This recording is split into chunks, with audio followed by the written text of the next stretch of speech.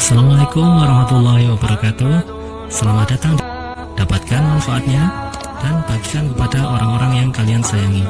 Selamat menonton. Wassalamualaikum warahmatullahi wabarakatuh.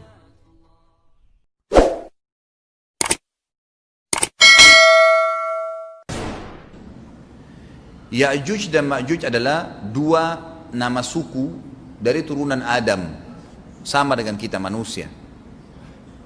Nabi SAW sebutkan ciri-ciri mereka. Mata mereka sobekannya kecil sehingga mata mereka kelihatan seperti sipit, tapi bola matanya besar.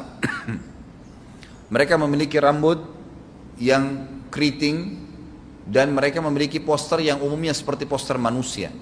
Hanya saja mereka ini memang menjadi fitnah, tanda-tanda hari kiamat. Mereka tidak berbaur dengan manusia yang lain.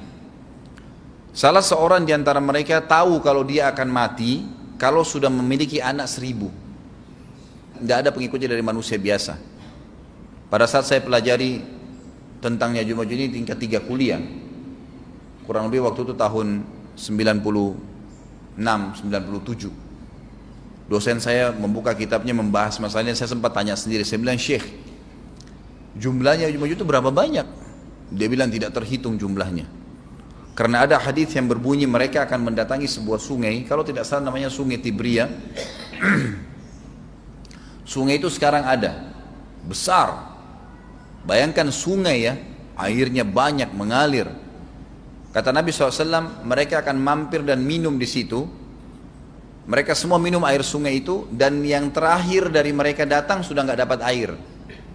Artinya air sungainya habis diminum. Bayangin berapa banyak jumlahnya tuh. Satu Jakarta aja sekarang kalau minum air sungai Ciliwung nggak habis. Mungkin nggak bakal habis kalau satu Indonesia pun minum. Bayangkan berapa banyak jumlah mereka tuh. Tidak terhitung. Nanti kan kita bacakan ayat-ayatnya tentunya. Banyak sekali ayat berhubungan dengan masalah itu.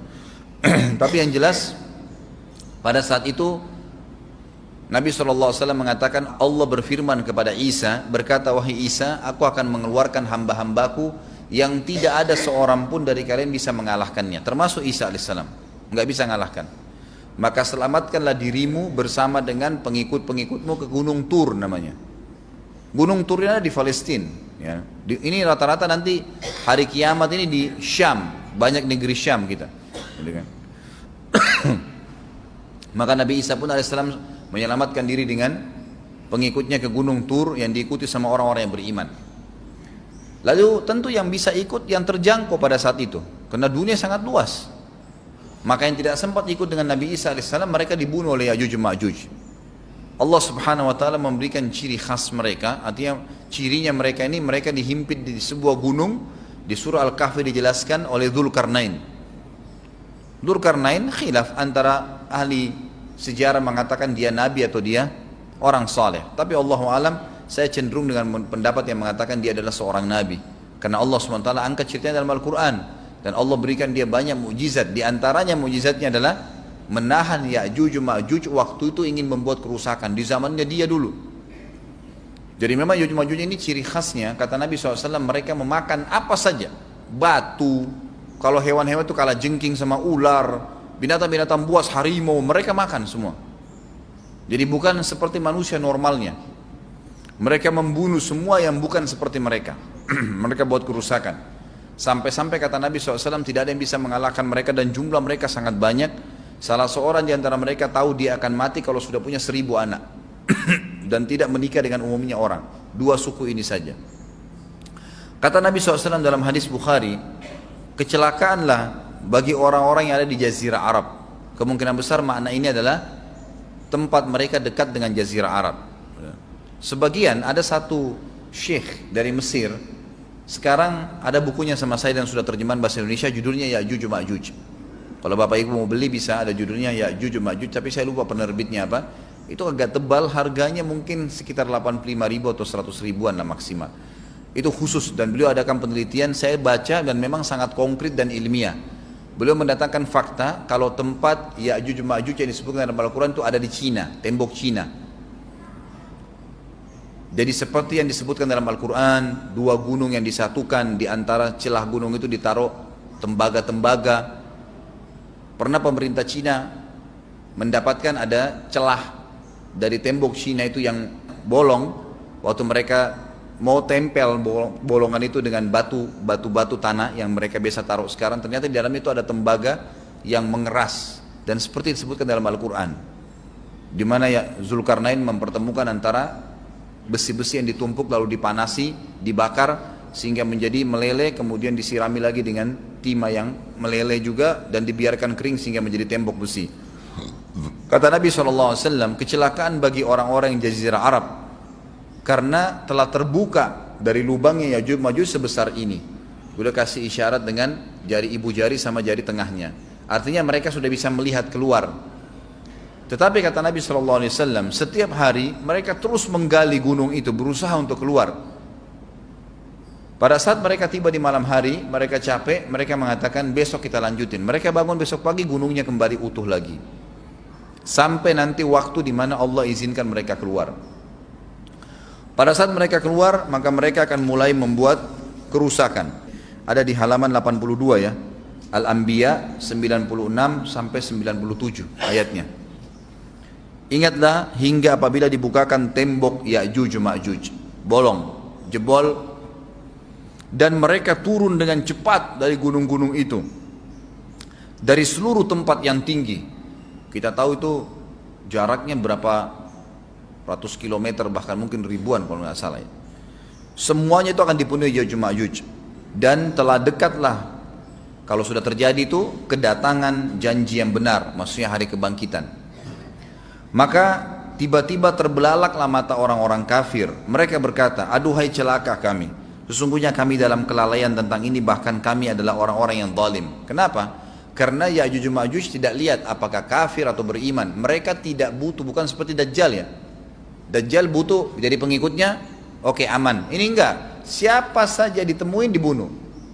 Dia enggak pandang, enggak mau tanya kamu dari suku mana, kamu agama apa, tidak dipandang.